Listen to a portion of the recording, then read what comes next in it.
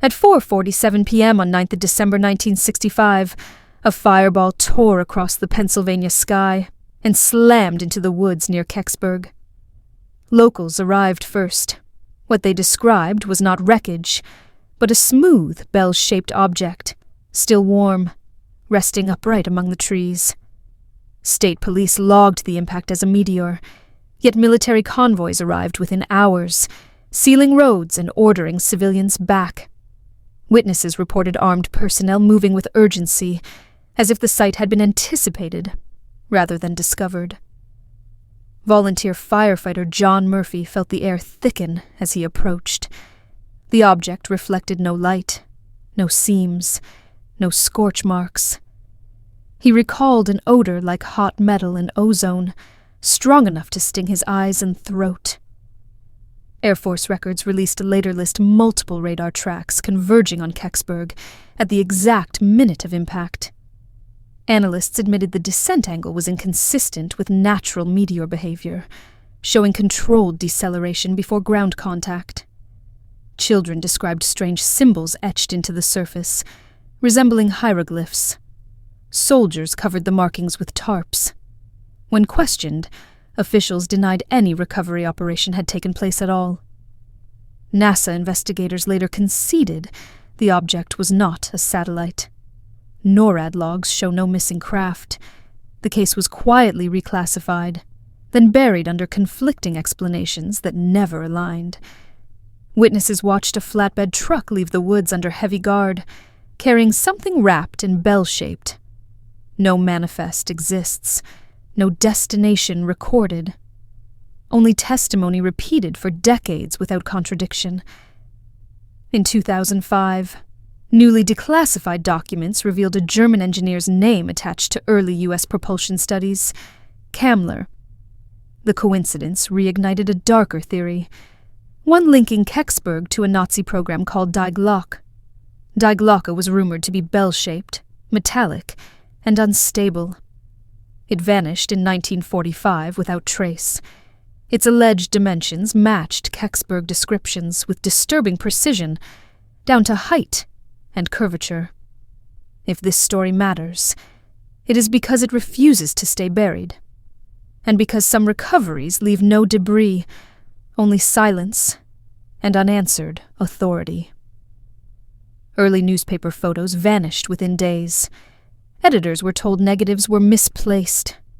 One photographer later claimed military police confiscated his film on site, warning him the images were not for public release.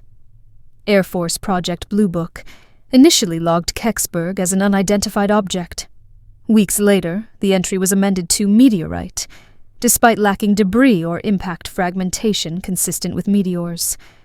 Local residents described the object standing upright, partially embedded, not cratered. Soil compression patterns suggested controlled descent, not terminal velocity impact. No burn radius was ever documented. Army units from Fort Dix reportedly arrived before state authorities. Witnesses recall specialized trucks, not standard recovery vehicles, equipped with shock, mounts and sealed containers.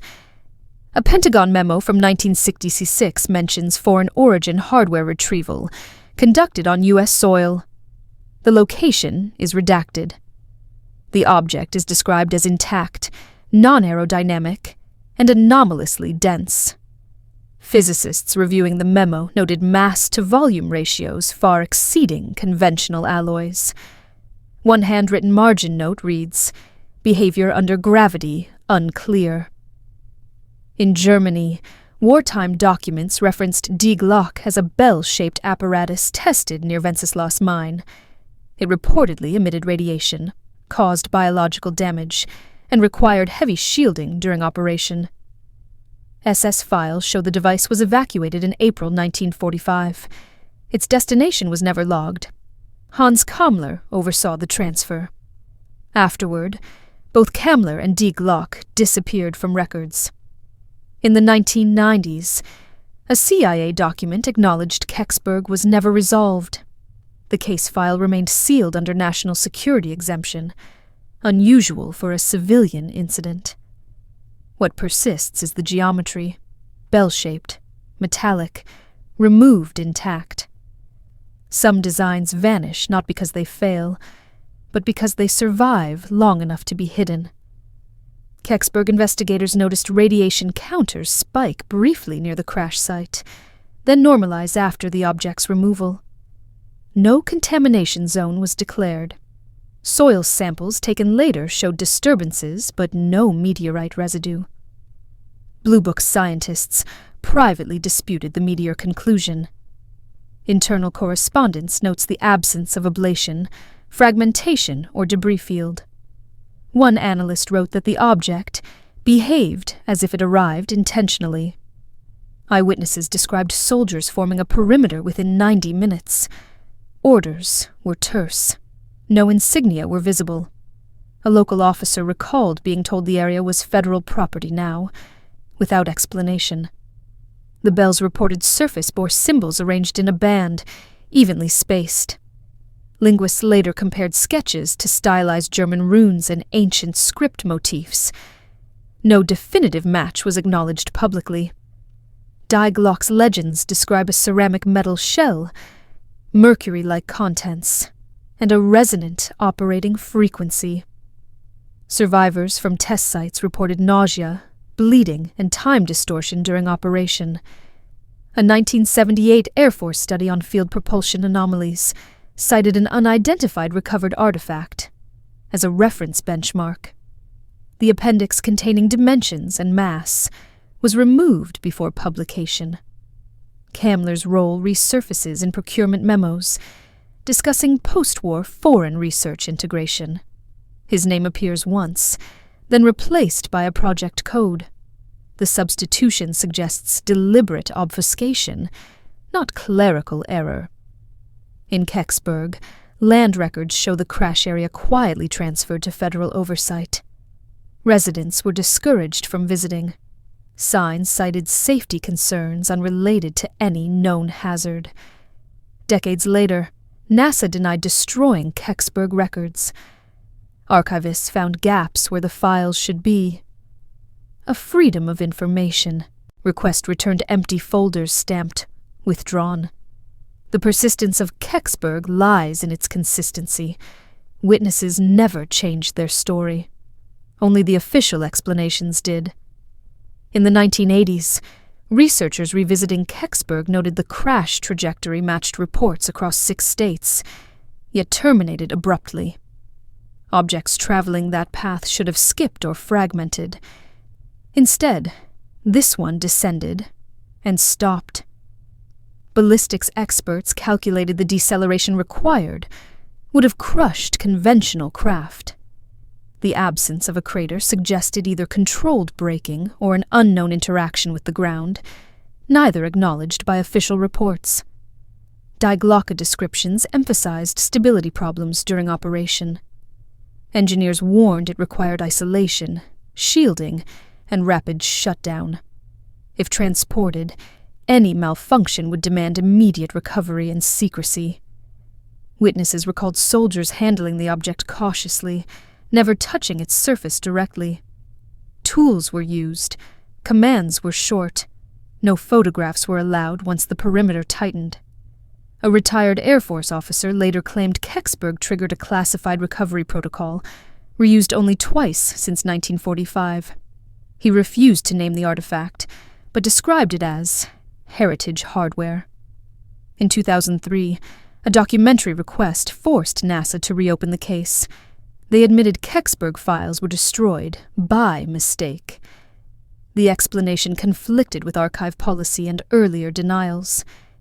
Independent metallurgists analyzed soil samples decades later.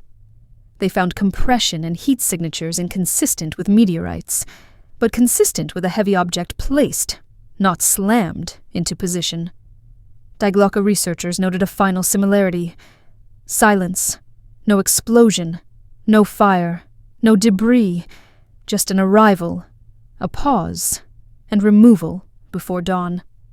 Kecksburg persists because it sits at the intersection of war, secrecy, and unfinished history. Some technologies do not crash, they are recovered. In later declassified hearings, officials avoided Kecksburg entirely. When asked directly, answers drifted to unrelated cases. Silence became policy. Analysts noted the avoidance itself marked the incident as unresolved, not dismissed. Die Glocke theories persisted because they matched the behavior pattern: sealed handling, radiation concern, and immediate transport. Not proof, but alignment. Historians argue secrecy follows continuity, not coincidence. A 2010 FOIA appeal uncovered shipping logs from December 1965, listing a special cargo moved overnight under military escort. The destination line was blacked out, weight data was omitted, an unusual omission. Engineers reviewing the logs noted shock mount requirements and temperature controls inconsistent with debris. The specifications matched fragile, high-density equipment, not wreckage or meteor fragments. Kecksburg residents still report federal interest during anniversaries. Survey teams appear briefly, then vanish. No reports are published. No explanations offered. The pattern repeats without escalation. Skeptics argue memory distortion, yet the accounts remain fixed across generations. The bell shape never changed. The removal never changed. Only the explanations did. If Kecksburg were trivial, it would have faded. Instead, it resurfaces because its facts resist erosion. The object arrived intact. It left intact. And authority followed it. Some crashes create debris, others create silence. Kecksburg did the latter, and silence is often the loudest evidence history leaves behind.